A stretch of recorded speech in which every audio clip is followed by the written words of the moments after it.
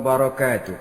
Waalaikumsalam warahmatullahi wabarakatuh. Bismillahi walhamdulillah.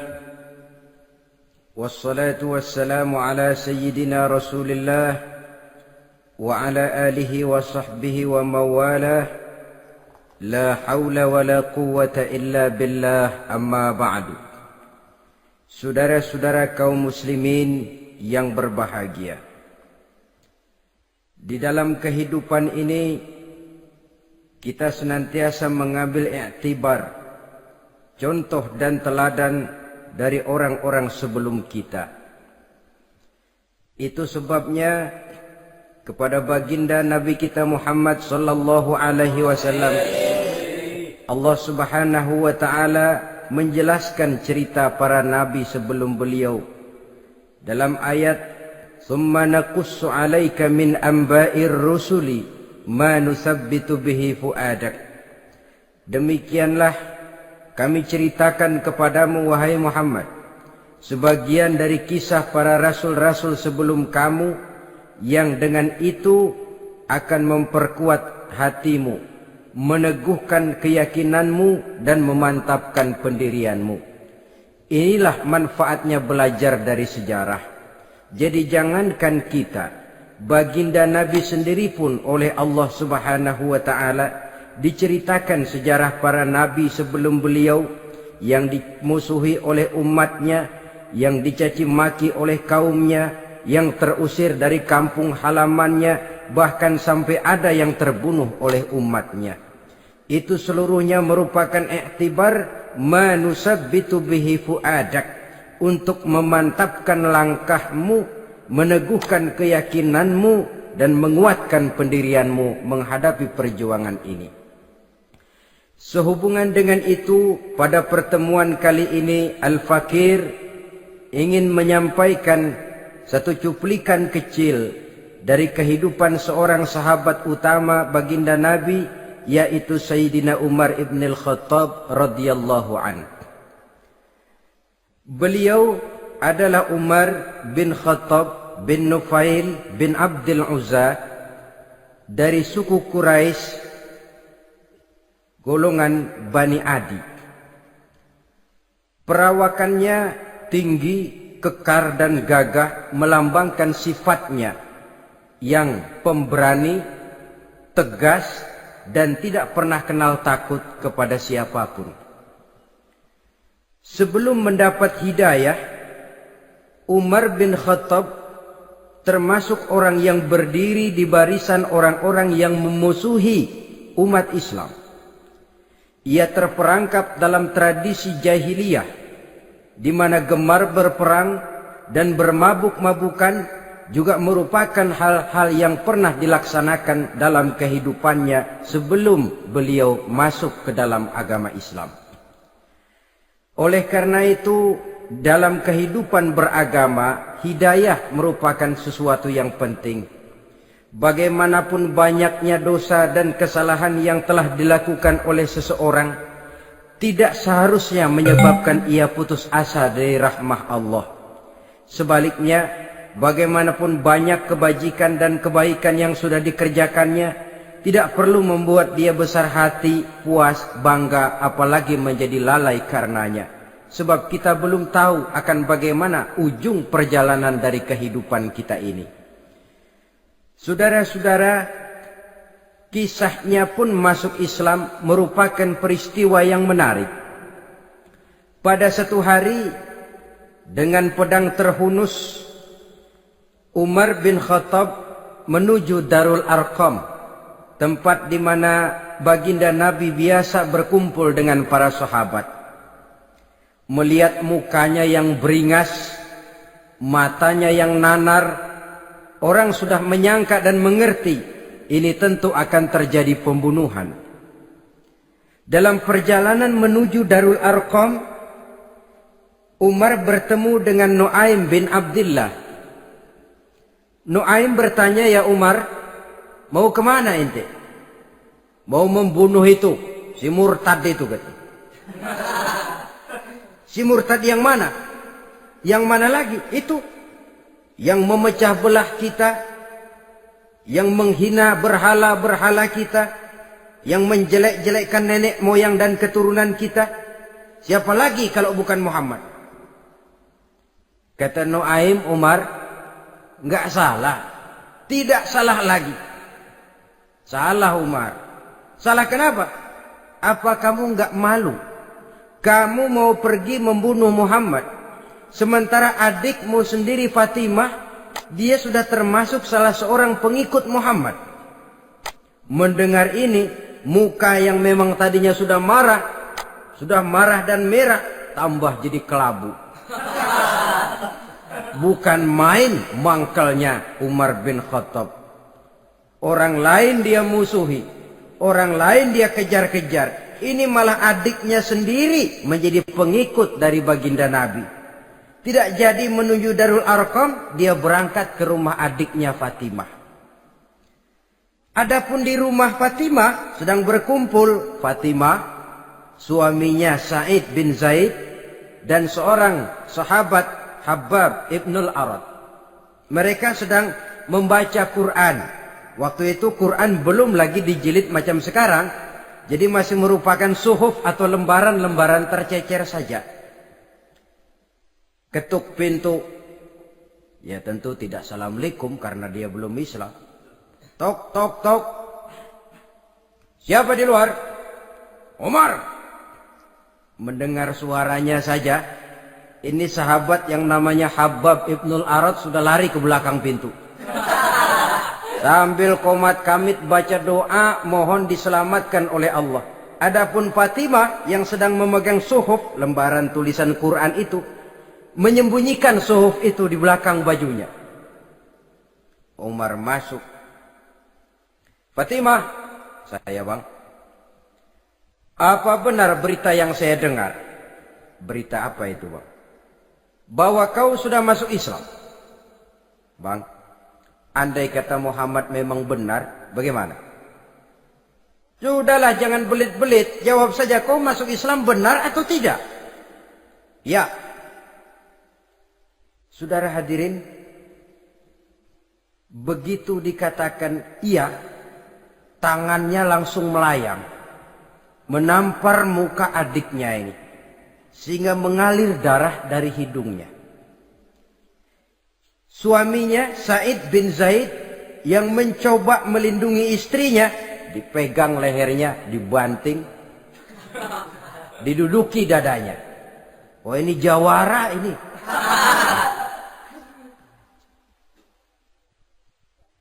Namun pada saat sedemikian, suara kebenaran terpantul dari mulut Fatimah, adik dari Umar bin Khattab ini. Umar, apakah engkau memukul orang yang bersaksi bahwa tidak ada Tuhan melainkan Allah dan Muhammad Rasulullah? Apakah engkau menganiaya seseorang yang terpanggil untuk mengikuti kebenaran? Manusia macam apa engkau, Umar? Saudara, memang dia orang keras, tapi hatinya mudah menerima kebenaran. Sehingga mendengar kalimat adiknya ini tercenung dia sejenak, melongok, bengong kata anak sekarang. Ini kalau tidak karena keyakinan yang mantap, tidak mungkin orang ini, anak adik saya ini bicara macam begini. Umar, mengapa engkau memukul orang yang bersaksi bahwa tidak ada Tuhan melainkan Allah dan Muhammad Rasulullah?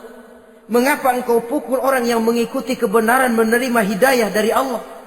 Begitu yakin dan mantapnya, walaupun di tengah satu hal yang sangat menakutkan. Siapa yang tidak takut orang Quraisy berhadapan dengan Umar bin Khattab yang dikenal sebagai singa padang pasir pada waktu itu? Malahan dia termasuk salah seorang jagoan di tradisi masyarakat jahiliyah itu. Ada satu pasar yang namanya pasar Ukaz. Tiap tahun di pasar itu diadakan pesta. Pertama pertandingan syair. Jadi penyair waktu itu jadi kebanggaan. Syair-syair yang menang itu digantung di dinding Ka'bah. Jadi setiap suku akan bangga kalau mempunyai ahli syair yang hebat. Nah, lalu diadakan juga lah perlombaan balap kuda, memanah, termasuk gulat. Lah Umar ini tiap kali pertarungan mesti menang. Belum pernah ada yang berhasil mengalahkan dia. Jawara. Saudara-saudara, mendengar adiknya begitu mantap hatinya, apalagi ketika adiknya berkata begitu, suhuf, lembaran yang disembunyikan di belakang bajunya tersembul. Apa yang kau sembunyikan di balik bajumu itu? Suhuf. Apa suhuf itu? Lembaran Al-Quran. Coba saya lihat. Enggak boleh. Kenapa? Kamu kotor. Orang kotor tidak boleh megang Quran. Saya mau lihat. Enggak boleh. Kalau kamu mau lihat, mandi dulu. Diturutinya permintaan adiknya itu. Lalu diambilnya suhuf tadi. Dia baca. Kebetulan ayat yang dibacanya, ayat pertama dari surah Toha, yang berlanjut dengan ayat 14 pada surah yang sama. Dia baca, Bismillahirrahmanirrahim. Toha, ma anzalna ilaikal Qur'ana litashqa illa tazkiratan liman yakhsha. Toha, tidaklah aku turunkan Al-Quran ini untuk bikin sukar manusia, melainkan merupakan pengingat bagi orang-orang yang takut kepada Allah. Lalu pada ayat ke-14, Innani anallahu la ilaha illa ana fa'budni. Sesungguhnya akulah Allah, tidak ada Tuhan melainkan aku, maka hendaknya hanya kepadakulah kamu menyembah. Wa aqimis sholata li dzikri, dirikanlah salat untuk mengingat aku. Inna sa'ata atiyatun akadu ukhfiha litujza kullu nafsin ma tas'a. Sesungguhnya kiamat itu pasti akan datang, yang sengaja waktunya kami tidak beritahukan kepada kamu semua, untuk kami balas setiap orang tentang apa saja yang telah mereka lakukan dalam kehidupan di dunia ini. Setelah membaca ayat ini, gemetar tangannya. Ini sih nggak main-main ini. Ini belum pernah saya baca ajaran semacam ini. Tidak patut orang yang mempunyai kitab suci semacam ini dimusuhi. Ini sesuatu yang benar, tergetar jiwanya. Hei, Fatimah, Muhammad di mana Muhammad? Saya tidak akan memberitahu kepada kamu. Di mana? Saya tidak akan memberitahu. Lebih baik kau bunuh saya kalau memang maksudmu mau mencelakakan Muhammad. Sama sekali saya tidak akan mencelakakan dia, Fatimah. Kasih tahu saja, di mana dia? Darul Arqam. Bergegas dia menuju Darul Arqam. Di dalam Nabi memang sedang kumpul dengan para sahabat. Termasuk ada Sayyidina Hamzah yang juga terkenal jawara juga. Ketuk pintu. Ketuk pintu. Siapa di luar? Umar. Di dalam ini geger sebagian sahabat. Umar datang ini pasti bencana. Umar datang, wah, kalau istilah kampung, kerok dan urusan.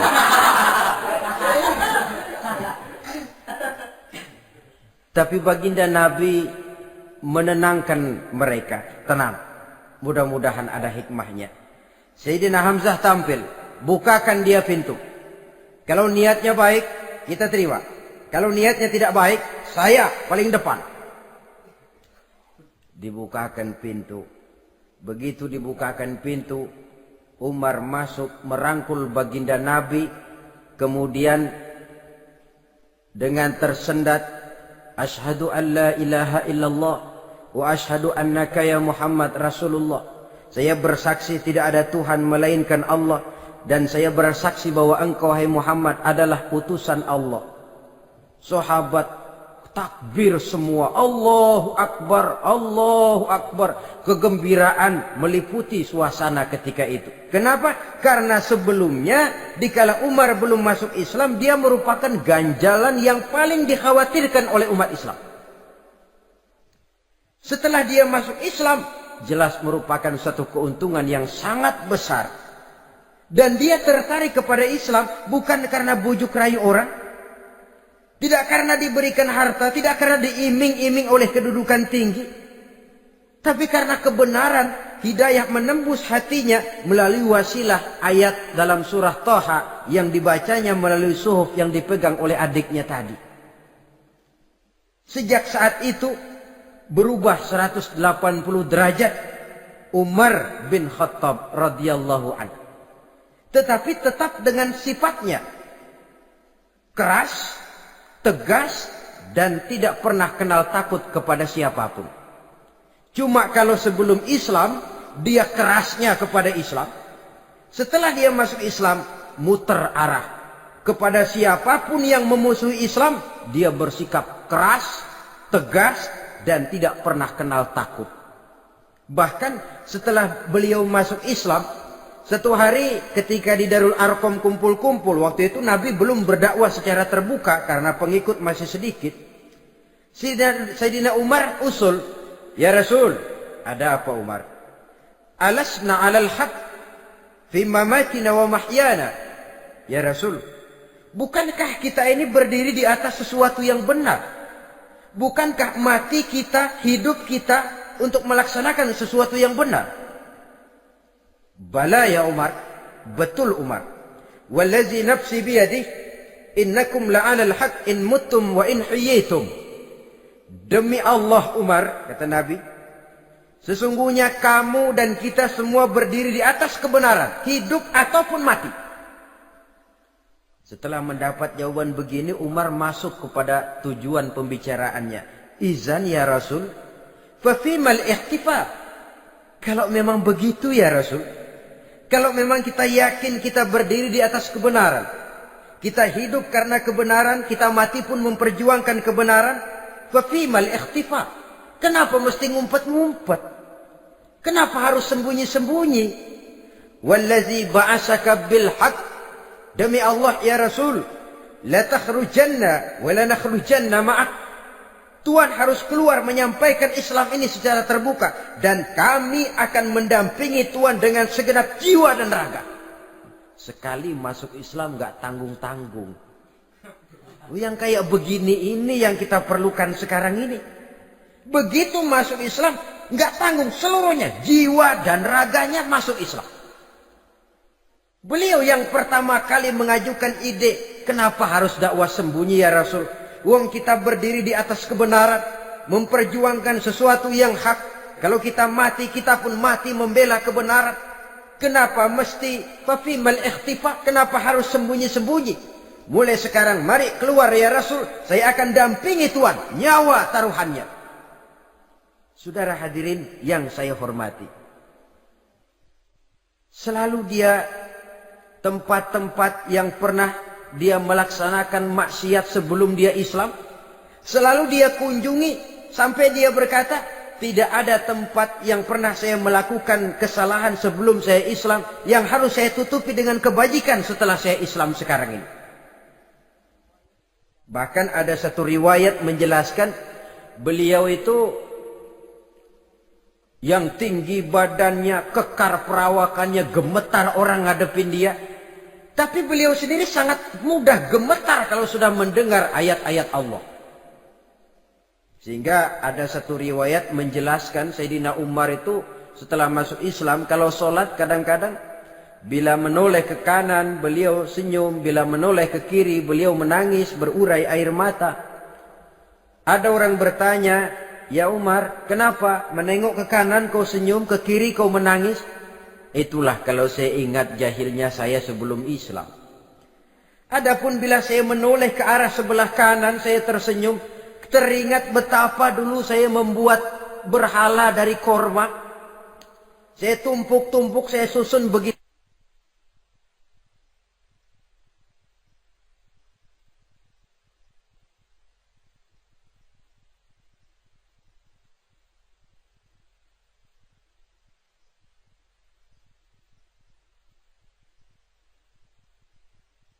Itu rupa, setelah saya sembah saya makan itu korma. Gagah betul saya waktu itu, sampai Tuhan pun saya makan.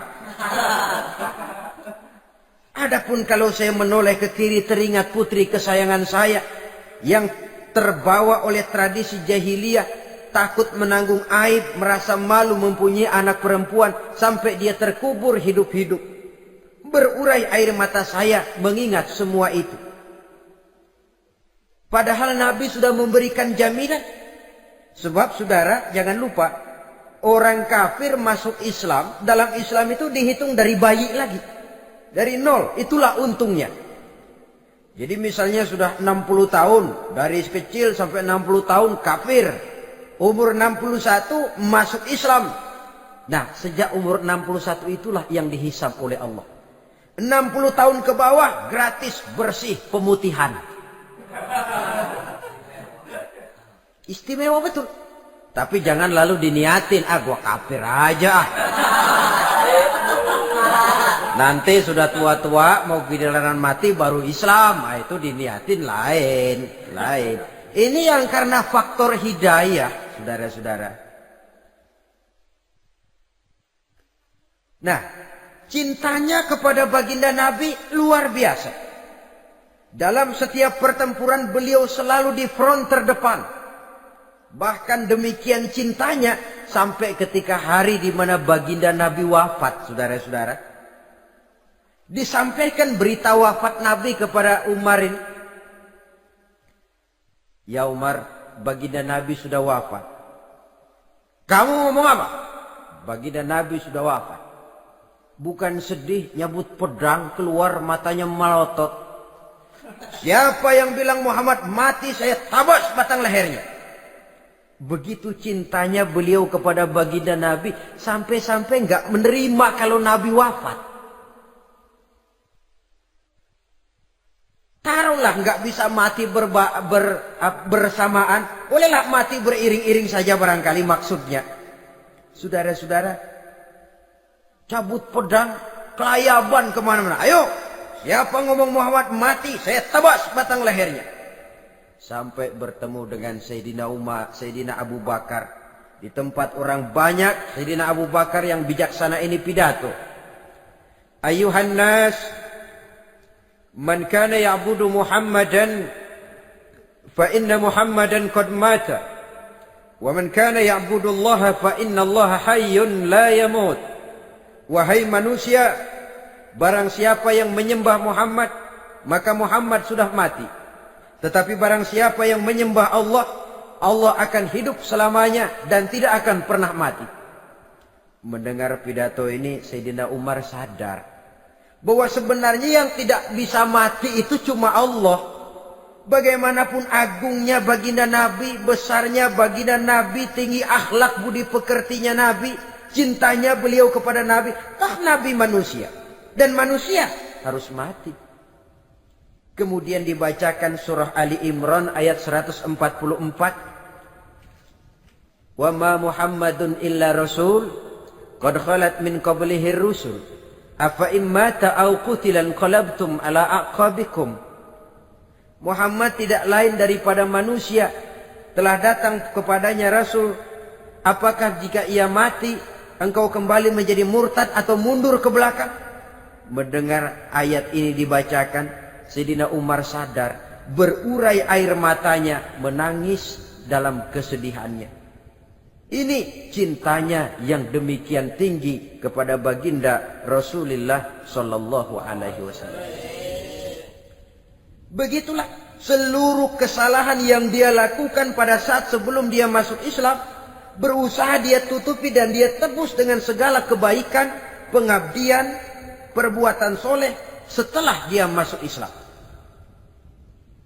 Sehingga diajarkan oleh baginda Nabi, ittaqillaha haitsu ma kunta wa atbi'i sayyi'atal hasanata tamhuha wa khaliqin nasa bi khuluqin hasanin.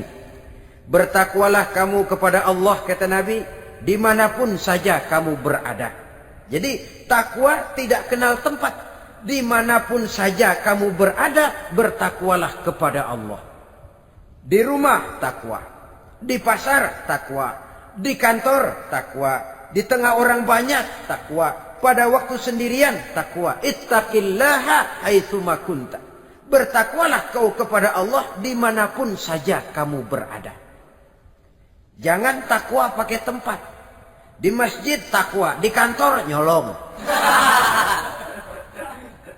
Itu tidak haitsu makunta. Yang diajarkan oleh Nabi, dimanapun kamu berada, bertakwalah kepada Allah. Wa atbi'i sayyi'atal hasanah tamhuha. Dan iringi perbuatanmu yang salah dengan kebaikan.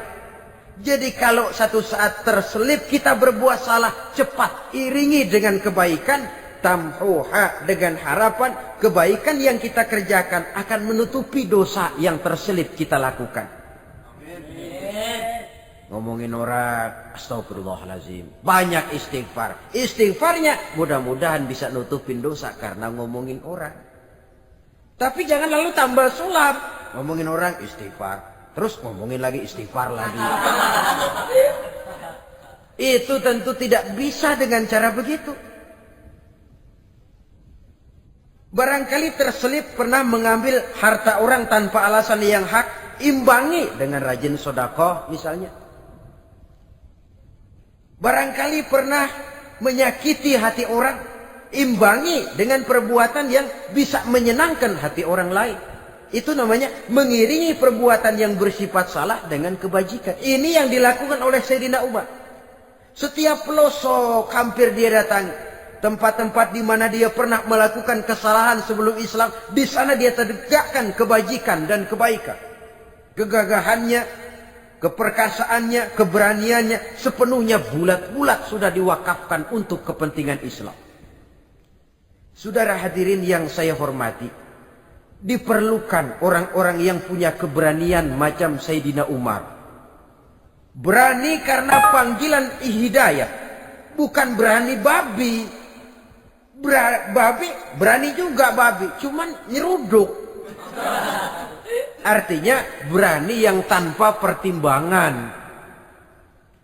Berani yang tanpa pertimbangan pada akhirnya akan menyulitkan kita sendiri.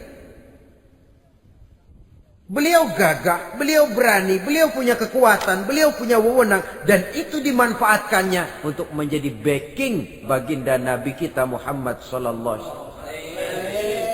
La takhrujanna wa la nakhrujanna ma'ak ya Rasul. Ya Rasul, keluar, sampaikan dakwah secara terbuka. Saya akan mendampingi Tuhan. Jika ada yang ganggu Tuhan, saya paling depan. Backing yang mendampingi Rasul untuk menyampaikan risalah Islamiyah ini. Saudara hadirin yang saya hormati,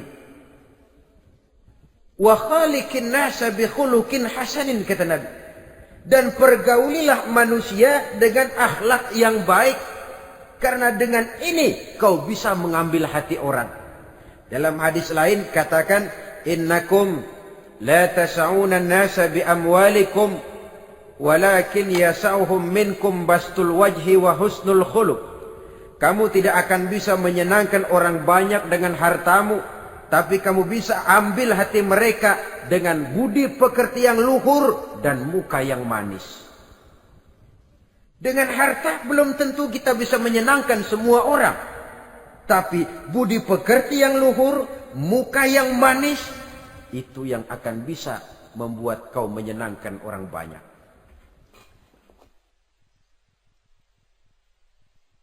Setelah baginda Rasul wafat,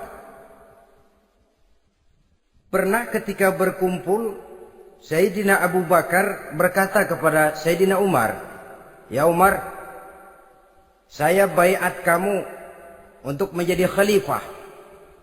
Jawab beliau, "Sayalah yang akan membaiat Tuan.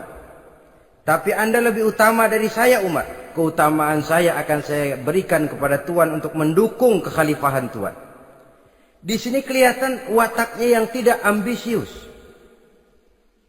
Gagah, berani, perkasa, tapi tahu diri. Enggak nyelonong. Tidak menggunakan kekuasaannya, kegagahannya untuk maksud yang sewenang-wenang. Oleh karena itu setelah Sayyidina Abu Bakar wafat, beliau dilantik menjadi khalifah, keluarlah pidatonya yang terkenal. Ayuhan nas, inni qad wullitu alaikum walastu bi khairikum. Hai manusia, aku telah dipilih menjadi pemimpin kamu.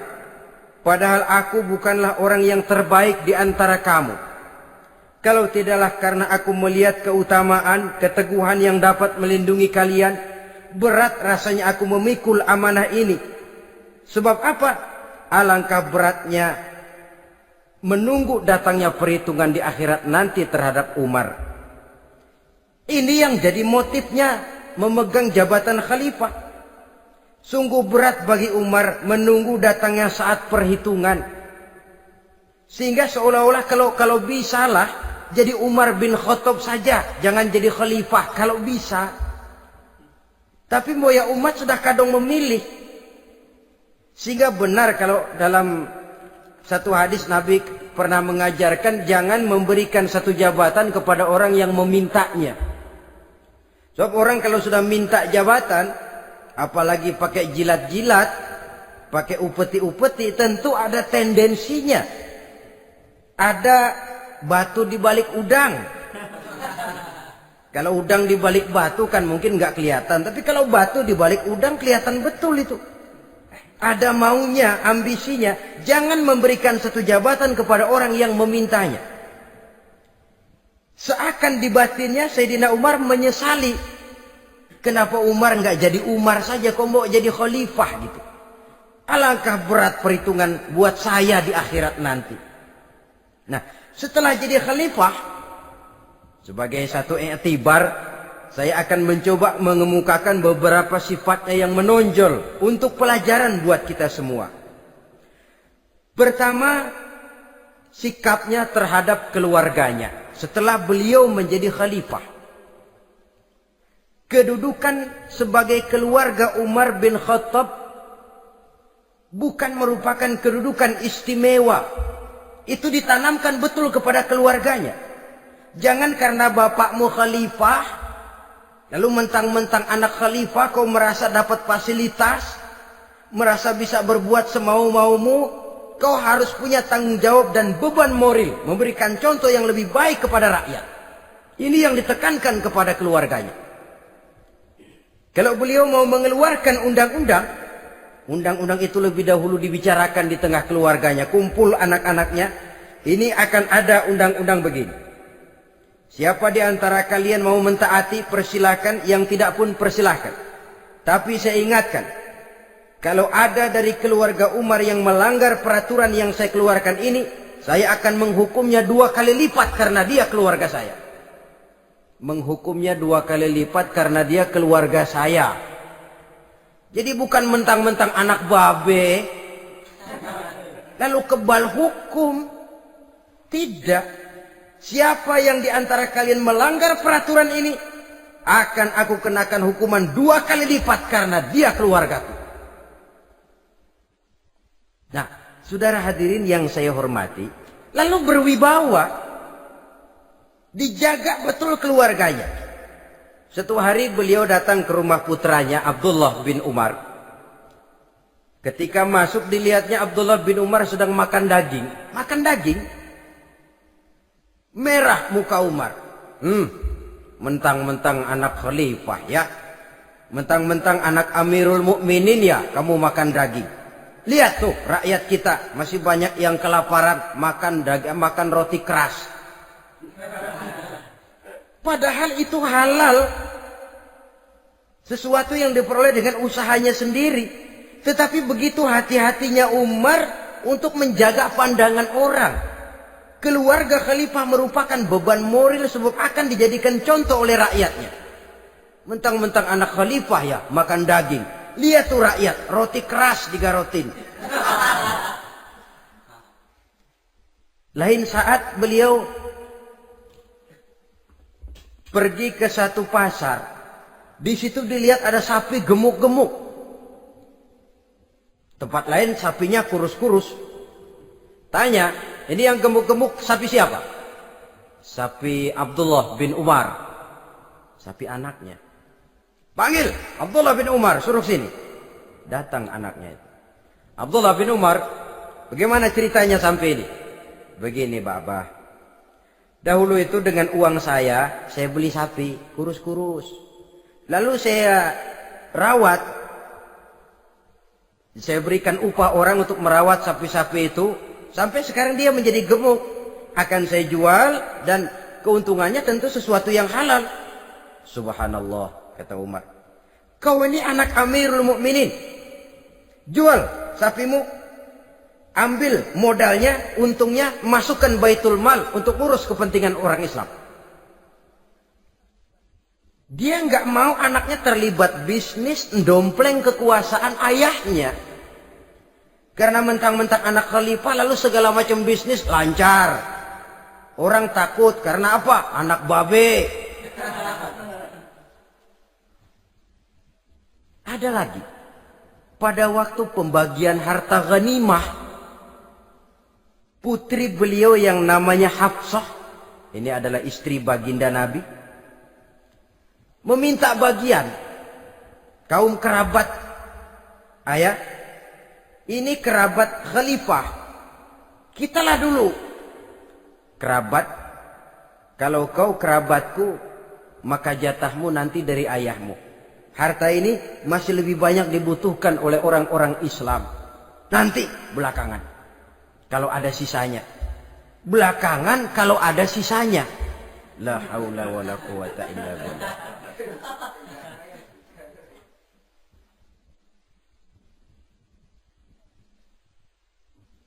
Saudara hadirin, itu terhadap keluarganya.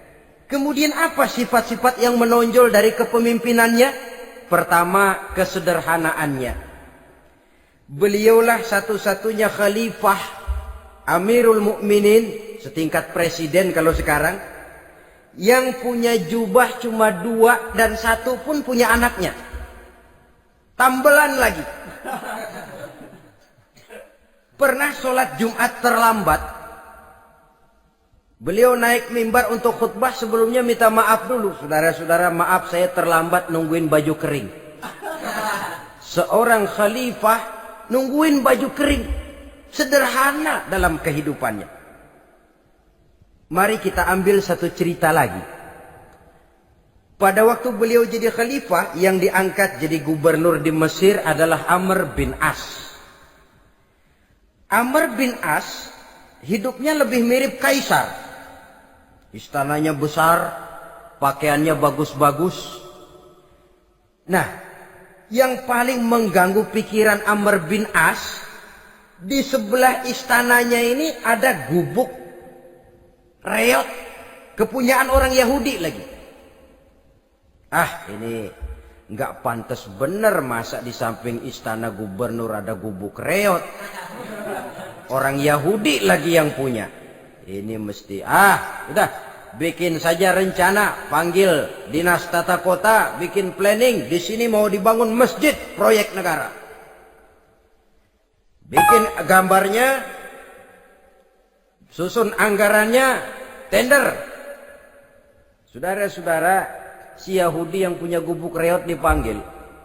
Yahudi, ada apa, Pak? Kamu tahu nggak? Enggak. Iya, memang belum saya kasih tahu.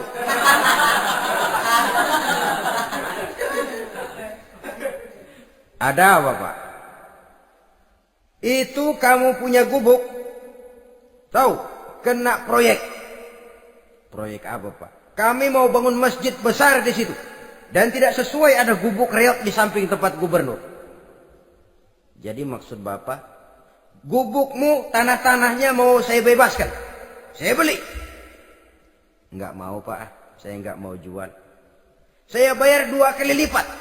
Enggak mau. 3 kali lipat. 6 kali lipat juga enggak mau, Pak.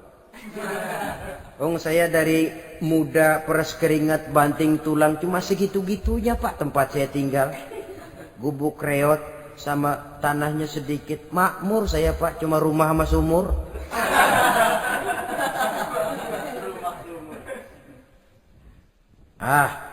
Ini Yahudi kelewatan juga. Akhirnya turun perintah, sudah, kalau dia nggak mau dibebaskan, gusur saja, tarik, ambil bulldozer. Digusur.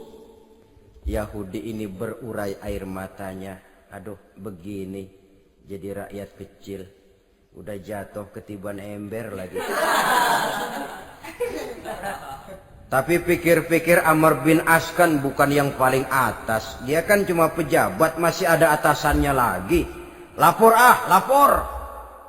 Yahudi ini berangkat ke Madinah. Bayangkan dari Mesir ke Madinah.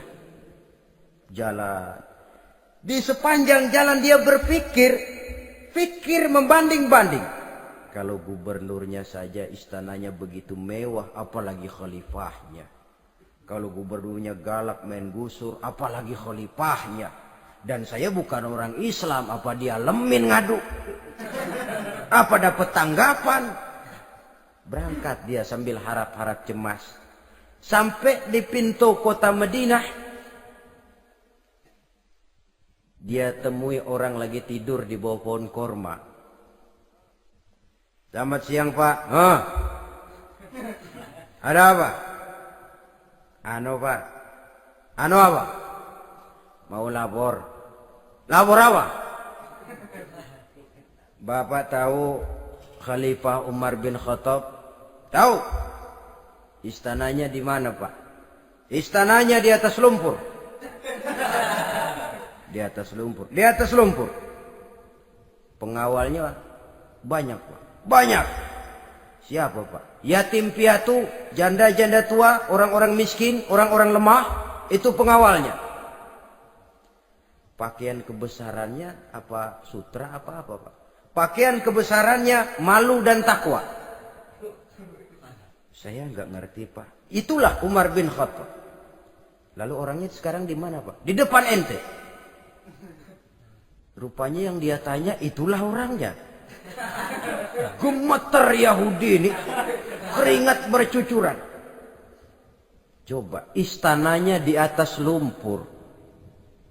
Sebab beliau berprinsip, bagaimana saya bisa menghayati nasib rakyat kalau saya tidak merasakan apa yang mereka rasakan? Bagaimana saya nggak bisa tahu sakitnya lapar kalau saya belum pernah kelaparan? Itu prinsipnya. Istananya di atas lumpur. Para pengawalnya yatim piatu, janda-janda tua, orang-orang miskin, orang-orang lemah dan tidak mampu. Dan pakaian kebesarannya malu dan takwa. Kamu dari mana? Dari Mesir, Pak. Ada apa? Mau laporan gubernur Bapak di Mesir yang namanya Amr bin As. Kenapa? Main gusur aja, Pak. Ceritanya? Iya, dia mau bangun masjid. Kebetulan di areal itu saya punya tanah sama gubuk segitu-gitunya. Saya nggak mau dibeli, digusur, Pak. Saya mau mencari keadilan. Begini. Kamu lihat tempat sampah itu? Lihat. Di situ banyak tulang. Coba kamu ambil kemari satu. Tulang unta, bawa sini. Bingung Yahudi. Pak, saya kemari mau cari keadilan. Kalau tulang mah di Mesir juga banyak, Pak. Sudahlah, pokoknya kau ambil saja tulang itu. Dicoker-coker, dapat, dikasih. Tulang itu digaris lurus oleh Sidina Umar dengan ujung pedang. Red. Nah, nih, kau bawa kepada Amr bin As. Makin bingung itu Yahudi. Suruh bawa tulang cuman digaris. Nanti saya ngomong apa, Pak? Sudahlah, kasih saja. Pulang dia. Sampai di Mesir. Tuan Gubernur, ada apa? Saya baru menghadap khalifah. Kemudian beliau sampaikan ini, dikasih tulang. Amr bin As ngelihat tulang ada goresan lurus dengan ujung pedang, gemetar. Badannya keluar keringat dingin. Panggil kepala proyek. Proyek batal. Masjid nggak jadi didiriin. Itu gubuk Yahudi diriin lagi. Ini Yahudi makin bengong. Ini gubernur dapat tulang doang segitu takutnya.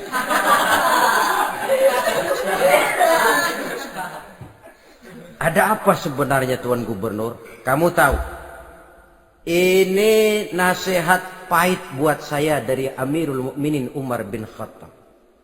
Seolah-olah beliau bilang, "Hai Amr bin As, jangan mentang-mentang sedang berkuasa ya.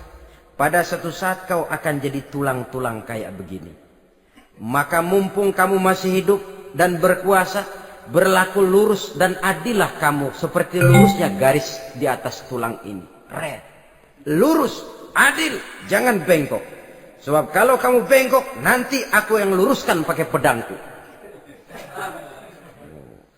Siapa yang nggak ngeper digituin?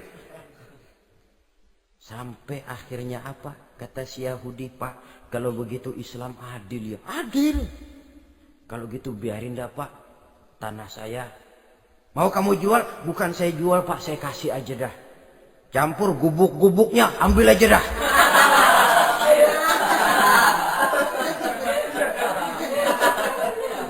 Masuk Islam si Yahudi ini oleh karena keadilan dari Umar bin Khattab.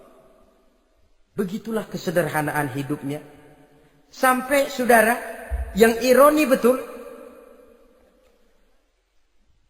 pernah Utsman bin Affan, Ali bin Abi Thalib, Thalhah dan Zubair kumpul mendengar berita bahwa Sayyidina Umar ini punya hutang. Bayangkan, seorang khalifah untuk melangsungkan hidupnya sampai punya hutang. Padahal Baitul Mal di bawah kekuasaannya. Berunding Utsman, Ali, Thalhah, Zubair. Kalau kita langsung ngomong sama Umar nggak enak dong, dia nggak bakalan terima. Lewat putrinya aja, Hafsah deh. Baik. Hafsah ngomong sama Umar, Abah, kenapa? Bagaimana kalau honor Abah ditambah, ditingkatkan supaya hutang bisa ketutup? Hafsah, saya Abah. Siapa yang nyuruh kamu ngomong begitu? Enggak ada. Ada. Saya tahu ada ini. Kalau enggak ada kamu enggak mungkin ngomong begitu. Tapi orangnya kalau saya tuntut mereka mungkin enggak mau. Sekarang saya mau tanya Hafsah, kau kan istri Rasul, betul? Nah, saya mau tanya, suamimu makanannya apa? Daging? Bukan. Roti. Tempat tidurnya kasur empuk? Bukan. Kain kasar yang kalau musim panas kami bentangkan, kalau musim dingin separuh buat tidur, separuh buat selimut. Pakaian yang dibelikan untukmu berapa banyaknya? Cuma 2. Nah, itu guru saya. Orang yang paling saya cintai. Dan itu yang saya ikuti. Bahkan setelah beliau wafat, Sayyidina Umar ini, hutangnya ditanggungkan kepada anaknya Abdullah bin Umar. Dan itu pun dilunasi dengan menjual rumahnya. Sehingga rumahnya itu disebut Darul Qadha, rumah bayar hutang.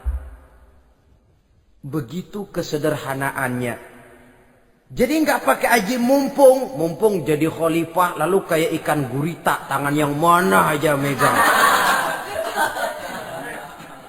Itu kan mental monyet. Monyet itu kan begitu. Tangan megang kiri kanan, mulut ngawal, kaki megang, temennya dikasih masih ngerampas juga. Monyet rakus betul itu. Itu kesederhanaannya. Kenapa kesederhanaan ini timbul? Karena sikap zuhudnya. Zuhud itu tarkud dunia li ajlil akhirah. Orang yang mengambil dunia hanya yang diperlukan dengan lebih mengutamakan kehidupan akhirat. Watak zuhudnya yang sangat menonjol. Dialah pahlawan yang paling berani di medan perang. Dialah imam yang paling khusyuk di masjid. Dan tidak jarang kalau sholat sendiri, begitu membaca ayat yang menceritakan neraka, nangis berurai air matanya. Saudara hadirin ma'asyiral muslimin rahimakumullah. Jadi kesederhanaan dan kezuhudan ini bukan lewat teori disampaikan oleh Umar. Bukan lewat penataran seluruh aparat, tidak. Lewat contoh konkret, inilah saya.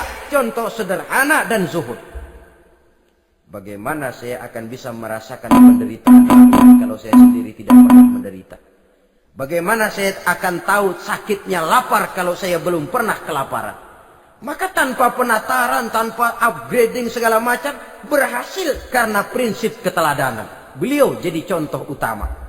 Dan sumber utamanya tentu tidak lain karena contoh dari baginda Nabi besar Muhammad sallallahu alaihi wasallam. 2, sederhana, yang kedua zuhud. Yang ketiga, sifat yang menonjol dari kekhalifahannya adalah adil. Kalau sudah bicara soal hukum, dia tidak pernah kenal kompromi. Adalah seorang pemuka Nasrani masuk Islam. Namanya Jabalah bin Aiham. Ketika dia bikin haji, kain ihramnya keinjak orang Arab yang hitam. Badui. Jengkel. Dia merasa bekas tokoh. Enak aja nih orang udah jelek nginjak lagi. Ditempeleng orang tadi. Orang ini lapor kepada Umar. Panggil Jabalah bin Aiham. Panggil. Kau ditampar? Betul Khalifah. Tampar dia. Tampar lagi. Dipukul orang itu. Di depan Sayyidina Umar. Jadi tidak karena kau ini bekas kepala suku, kau ini bekas orang terhormat, lalu ada kebijaksanaan yang tidak bijaksana. Kebijaksanaan yang akhirnya jadi tidak bijaksana. Dan itu memang sudah dimulai dengan memblokir keluarganya. Tidak satu keluarganya pun yang boleh mempunyai perasaan bahwa menjadi keluarga khalifah merupakan fasilitas dan keuntungan. Kau jangan makan di atas punggungku. Kau jangan menikmati fasilitas di atas keringatku. Dan tidak ada keinginan mewariskan jabatan khalifah kepada anak-anaknya. Pernah beliau musyawarah. Saya bingung. Kenapa khalifah? Gubernur Kufah ini sulit nyari orang. Diangkat yang lemah, rakyat ngeluh. Diangkat yang keras, rakyat juga ngeluh. Ada calon khalifah. Kalau ini mah nggak salah lagi nih buat gubernur Kufah. Siapa? Abdullah bin Umar. Anak beliau sendiri. Melotot matanya. Jangan macam-macam kau. Cukup satu orang Umar memegang jabatan ini. Kalau berhasil, kami keluarga Umar sudah merasakannya. Kalau gagal, cukup kegagalan seorang Umar. Tidak berusaha mengorbitkan anaknya. Wah, anak babeh diangkat jadi ano. Tidak, malah diblokir. Cari yang lain. Tapi Abdullah bin Umar cukup syarat ya khalifah. Dia orang bertakwa dan soleh. Yang takwa dan soleh bukan cuma anak Umar. Anak orang lain juga banyak yang takwa dan soleh. Itu prinsipnya.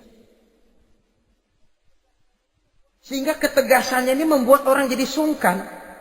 Dan tidak seorang pun berani kirim-kirim upeti hadiah. Pernah itu ada pejabat dari Azerbaijan kirim makanan. Kue, mending apa? Kue. Gitu dicicipi enak. Enak juga ya kue ini. Enak khalifah. Ini di sana apa makan rakyat biasa? Bukan. Ini makanan orang-orang fit.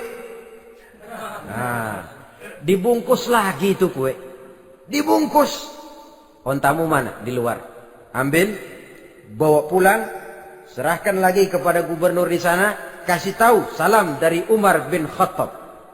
Kenyangkan dulu rakyat dengan makanan seperti ini. Kita belakangan.